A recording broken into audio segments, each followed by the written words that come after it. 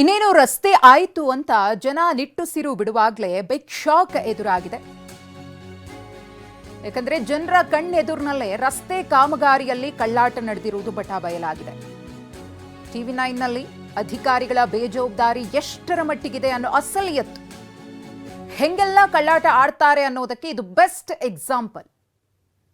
ಗಮನಿಸ್ತಾ ಇದ್ದೀರಿ, ರೋಡ್ ಮಧ್ಯದಲ್ಲಿ ವಿದ್ಯುತ್ ಕಂಬ ಇದೆ. ಗಮನಿಸ್ತಾ ಇರಬಹುದು ದೃಶ್ಯಗಳಲ್ಲಿ. ರಸ್ತೆ ಪಕ್ಕದಲ್ಲಿ ಚರಂಡಿಯೊಳಗೆ ವಿದ್ಯುತ್ ಕಂಬ.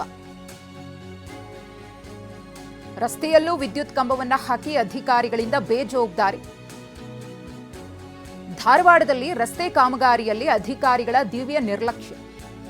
ಧಾರವಾಡ ತಾಲೂಕಿನ ಗರಗ್ ಮತ್ತು ಲೋಕೂರು ನಡುವಿನ ರಸ್ತೆ 1.5 ಕೋಟಿ ರೂಪಾಯಿ ವೆಚ್ಚದಲ್ಲಿ ರಸ್ತೆ ಕಾಮಗಾರಿ ಮಾಡಲಾಗಿದೆ. ರಸ್ತೆಯ ಎರಡೂ ಬದಿಯಲ್ಲಿ ನಿರ್ಮಾಣವಾಗಿದೆ ಚರಂಡಿ ಮಧ್ಯದಲ್ಲೇ ವಿದ್ಯುತ್ ಕಂಬವನ್ನ ಬಿಟ್ಟು ಬೇಜವಾಬ್ದಾರಿಯನ್ನ ಅಧಿಕಾರಿಗಳು ತೋರಿಸಿದ್ದಾರೆ. ಮಾರ್ಕ್ ಮಾಡಿ ನಾವು ನಿಮಗೆ ತೋರಿಸ್ತಾ ಇದ್ದೀವಿ ಎಂತಹ ನಿರ್ಲಕ್ಷ್ಯ ಅಂತ ಹೇಳಿ. ರಸ್ತೆಯಲ್ಲೂ ವಿದ್ಯುತ್ ಕಂಬಗಳನ್ನು ಹಾಕಿ ಹಾಗೆ ಬಿಟ್ಬಿಟ್ಟಿದ್ದಾರೆ. ವಿದ್ಯುತ್ ಕಂಬಗಳನ್ನು ಸರಿಯಾಗಿ ಸ್ಥಳಾಂತರ ಮಾಡದೆ ನಿರ್ಲಕ್ಷ್ಯವನ್ನು ವಹಿಸಿದ್ದಾರೆ ಅಂತ ಅಲ್ಲಿನ ಸ್ಥಳೀಯರು ಕೂಡ ಆಕ್ರೋಶವನ್ನು ವ್ಯಕ್ತಪಡಿಸಿದ್ದಾರೆ. ಲೋಕೋಪಯೋಗಿ ಇಲಾಖೆಯಿಂದ ರಸ್ತೆ ಕಾಮಗಾರಿ ನಡೆದಿದೆ. ಗುತ್ತಿಗೆಯನ್ನು ಪಡೆದಿದ್ದ ರೆಡ್ಡಿ ಅನ್ನೋ ವ್ಯಕ್ತಿಯಿಂದ ಈ ನಿರ್ಲಕ್ಷ್ಯ. ನಮ್ಮ ಪ್ರತಿನಿಧಿ ನರಸಿಂಹಮೂರ್ತಿ ಈ ಕುರಿತು ಒಂದು ಪ್ರತ್ಯಕ್ಷ ವರದಿ ಕೊಟ್ಟಿದ್ದಾರೆ, ನೋಡೋಣ. ಸರ್ಕಾರಿ ಕಾಮಗಾರಿಗಳು ಯಾವೇ ನಡೀಲಿ ಅಲ್ಲಿ ಅಧಿಕಾರಿಗಳು ಎಷ್ಟು ನಿರ್ಲಕ್ಷ್ಯ ವಹಿಸ್ತಾರೆ ಅನ್ನೋದು ಗೊತ್ತಿದ್ದೇ ಇರ್ತದೆ. ಇದಕ್ಕೆ ಒಂದು ಉದಾಹರಣೆ ಧಾರವಾಡ ತಾಲೂಕಿನ ಗರಗ್ ಮತ್ತು ಲೋಕೂರ್ ರಸ್ತೆ ಅಂತ ಹೇಳ್ಬೋದು. ನಾವೀಗ ನಿಂತಿರೋದು ಅಂಥದ್ದೊಂದು ರಸ್ತೆಯಲ್ಲಿ. ಇಲ್ಲಿ ಏನಾಗಿದೆ ಅಂದರೆ ಸುಮಾರು 1 ರಿಂದ 1.5 ಕೋಟಿ ರೂಪಾಯಿ ಕಾಮಗಾರಿ ಇಲ್ಲಿ ನಡೀತಾ ಇದೆ. ಈ ಒಂದು ರಸ್ತೆಯ ನಿರ್ಮಾಣ ನಡೀತಾ ಇದೆ. ಈ ಯಾವ ರೀತಿ ಇದೆ ಅಂತಂದರೆ, ಈ ಒಂದು ರಸ್ತೆಯ ಮಧ್ಯದಲ್ಲೇ ಕಂಬಗಳಿದ್ದರೂ ಕೂಡ ಈಗ ರಸ್ತೆಯನ್ನು ದುರಸ್ತಿ ಮಾಡುವಂತಹ ಕೆಲಸ ಮಾಡ್ತಾ ಇದ್ದಾರೆ. ಅಂದರೆ ಯಾವ ರೀತಿ ಅಧಿಕಾರಿಗಳು ಮತ್ತು ಇಂಜಿನಿಯರ್ಸ್ ಬೇಜವಾಬ್ದಾರಿತನ ಅಂತ ಈಗ ನೋಡ್ತಾ ಇರ್ಬೋದು. ಈ ಒಂದು ರಸ್ತೆ ಅಗಲೀಕರಣ ಮಾಡ್ತಾ ಇದೆ. ಎರಡೂ ಬದಿಯಲ್ಲಿ ಚರಂಡಿ ಇವೆ. ಆದಾಗಿ ಕೂಡ ಅವನು ಚರಂಡಿ ಪಕ್ಕಕ್ಕೆ ಈ ಒಂದು ಕಂಬಗಳನ್ನು ಶಿಫ್ಟ್ ಮಾಡಬೇಕಾಗಿತ್ತು, ಮಾಡಿಲ್ಲ. ಅದ್ರ ಜೊತೆಗೆ ಮುಖ್ಯವಾಗಿ ಈ ಮಧ್ಯದಲ್ಲೇ ಇವೆ ಈ ರಸ್ತೆ. ಈಗ ನಾಳೆ ಅಗಲೀಕರಣ ಆದಮೇಲೂ ಕೂಡ ಈ ರಸ್ತೆ ಉಪಯೋಗಕ್ಕೆ ಬರೋದಿಲ್ಲ. ಯಾಕಂದರೆ ಮಧ್ಯದಲ್ಲಿ ಅಷ್ಟೇ ವಾಹನಗಳು ಹೋಗಬೇಕು.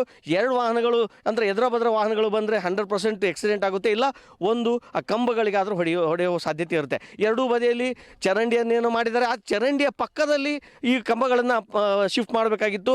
ಆದರೆ ಇದುವರೆಗೆ ಆಗಿಲ್ಲ. ಆದರೆ ಕಾಮಗಾರಿ ಮಾತ್ರ ನಿರಂತರ ನಡೆದಿದೆ. ಇನ್ನೂ ಅಚ್ಚರಿಯ ಸಂಗತಿ ಅಂದರೆ ಯಾವ ರೀತಿ ಇವ್ರದ್ದು ಇಂಜಿನಿಯರಿಂಗ್ ಇದೆ ನೋಡಿ.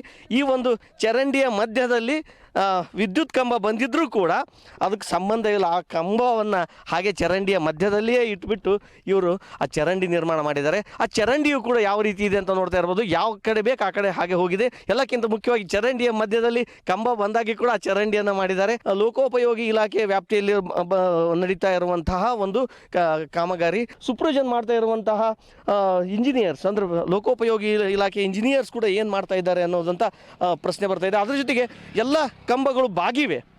ಕೆಲವೊಂದು ಕಡೆ ಸಪೋರ್ಟ್ ಕೊಟ್ಟಿದ್ದು, ಕೆಲವೊಂದು ಬಾಗಿವೆ. ಇಂಥದ್ದೊಂದು ಕಂಬಗಳನ್ನು ಮಧ್ಯದಲ್ಲಿ ಇಟ್ಕೊಂಡು ಈ ಒಂದು ರಸ್ತೆ ನಿರ್ಮಾಣ ಮಾಡೋ ಅವಶ್ಯಕತೆ ಇದೆಯಾ? ಇದು ಯಾರ ಹಣ? ಕೇವಲ ಸರ್ಕಾರಿ ಹಣ ಅಂತ ಇವರೇನೋ ಅಂದ್ಕೊಂಡ್ರು ಕೂಡ ಅದು ತೆರಿಗೆದಾರರ ಹಣ ಆಗಿರ್ತದೆ. ಆ ಹಿನ್ನೆಲೆ ಅದ್ರ ಜೊತೆಗೆ ಈ ಒಂದು ರಸ್ತೆ ಕಾಮಗಾರಿ ಮುಗಿದ ಮೇಲೆ ಅದು ಜನರಿಗೆ ಅನುಕೂಲ ಆಗಬೇಕು, ಯಾವುದೇ ಕಾರಣಕ್ಕೂ ಅಪಘಾತಗಳು ಆಗಬಾರ್ದು ಅನ್ನೋ ಕಾರಣಕ್ಕೆ ಇಷ್ಟೊಂದು ಅಗಲೀಕರಣ ಮಾಡಲಾಗುತ್ತೆ. ಕಂಬಗಳನ್ನು ಮಧ್ಯದಲ್ಲಿ ಇಟ್ಕೊಂಡು ಈ ಒಂದು ಆಟವನ್ನು ಅಧಿಕಾರಿಗಳು ಆಡ್ತಾ ಇದ್ದಾರೆ ಅಂತ ಹೇಳ್ಬೋದು. ಅವರನ್ನು ಕೇಳಿದ್ರೆ PWD ಅಧಿಕಾರಿಗಳನ್ನು ಕೇಳಿದ್ರೆ ಅವರು ಹೆಸ್ಕಾಂ ಮೇಲೆ ಹಾಕ್ತಾರೆ. ಹೆಸ್ಕಾಂನವ್ರನ್ನ ಕೇಳಿದ್ರೆ ಅದು ನಮ್ಗೆ ಸಂಬಂಧ ಇಲ್ಲ ಅಂತಾರೆ. ಬನ್ನಿ, ಇಲ್ಲಿ ನಮ್ಮ ಜೊತೆಗೆ ಇಲ್ಲಿ ಸ್ಥಳೀಯರಾಗಿರುವಂತಹ ಒಬ್ಬರು ಪಾಟೀಲ್ ಇದ್ದಾರೆ, ಮಾತಾಡ್ಸೋಣ. ಕೇಳಿದ್ರೆ ಅವ್ರು ಇವ್ರೇನಂತಾರೆ ಕಾಂಟ್ರಾಕ್ಟರ್, ನಮ್ಮ ಎಸ್ಟಿಮೇಷನ್ನಾಗೆಲ್ಲ ನಾವು ಹೆಂಗೆ ಮಾಡೋಣ್ರಿ ಅಂತ ಅವ್ರು ಅಂತಾರೆ ಸರ್. ಮತ್ತು ಇವ್ರು ಅಧಿಕಾರಿಗಳು ಪಗಾರ ತೊಗೊಂತಾರೆ, ಎಲ್ಲ ತಿಂಗಳ ಪೇಮೆಂಟ್ ತೊಗೊಂಡು ಎಲ್ಲ ತೊಗೊಂಡು ಮಾಡೋಕೆ ಆಗೋದಿಲ್ಲ ಸರ್. ಅವ್ರಿಗೆ ಬರೀ ಆಗೋಲ್ಲ ಅಂತ ಹೇಳಕ್ಕೆ ಪಗಾರ ಕೊಡ್ತಾರೆ ಗೌರ್ಮೆಂಟ್ ಅವ್ರಿಗೆ. ದುಡ್ಡು ನಮ್ದು ರೀ, ನಮ್ಮ ದುಡ್ಡು ಹಾಕಿ ಮಾಡ್ರಿ ಅಂತ ಹೇಳಕತ್ತೇವೆ. ನೀವೇನು ನಿಮ್ಮ ಮನೆ ದುಡ್ಡು ಹಾಕ್ಬೇಡ್ರಿ, ನಿಮ್ಮ ಆಸ್ತಿ ಮಾರಬೇಡ್ರಿ, ಕಮಿಷನ್ ಹೊಡಿದಿರ ಹಾಕ್ಬೇಡ್ರಿ, ಜನರ ದುಡ್ಡು ಅಂತ ಮಾಡಿಕೊಟ್ರಿ ನೀವು. ಜನರ ದುಡ್ಡು ಐತಿಲ್ರಿ. 15 ದಿನದಿಂದ ಅದು ಗುದ್ದಾಡಕೈತಿ. 15 ದಿನ ಆದರೂ ಅದ್ರ KB ಅವರು ಬರೋಲ್ರಿ. ನಡು ರೋಡ್ನಾಗ ಕಂಬ ಬಂದಾವ.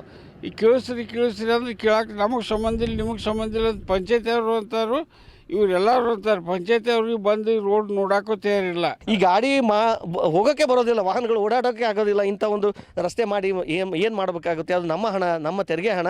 ಈ ಅಧಿಕಾರಿಗಳು ಇಷ್ಟು ನಿರ್ಲಕ್ಷ್ಯ ತೋರಿದರೆ ಈ ಕಾಮಗಾರಿಗಳನ್ನು ಯಾಕೆ ಮಾಡಬೇಕು ಅನ್ನೋದು ಅವ್ರ ಪ್ರಶ್ನೆ. ಒಟ್ಟಿನಲ್ಲಿ ಅಧಿಕಾರಿಗಳು ಇತ್ತ ಗಮನ ಹರಿಸಬೇಕಾಗಿದೆ. ಕ್ಯಾಮರಾ ಪರ್ಸನ್ ಅಕ್ಷಯ್ ಜೊತೆ ನರಸಿಂಹಮೂರ್ತಿ ಪ್ಯಾಟಿ, TV9 ಧಾರವಾಡ. ಇನ್ನು ಧಾರವಾಡ ಅಷ್ಟೇ ಅಲ್ಲ, ಬೆಂಗಳೂರಿನಲ್ಲೂ ಕೂಡ ಅವೈಜ್ಞಾನಿಕ ಕಾಮಗಾರಿಯನ್ನು ಮಾಡಿದ್ದಾರೆ. ರಾಜಾಜಿನಗರದ ಸುಜಾತಾ ಬಳಿ ಇರೋ ಅಂಡರ್ ಪಾಸ್ನಲ್ಲಿ ಡಾಂಬರೀಕರಣ ಮಾಡಲಾಗಿದೆ.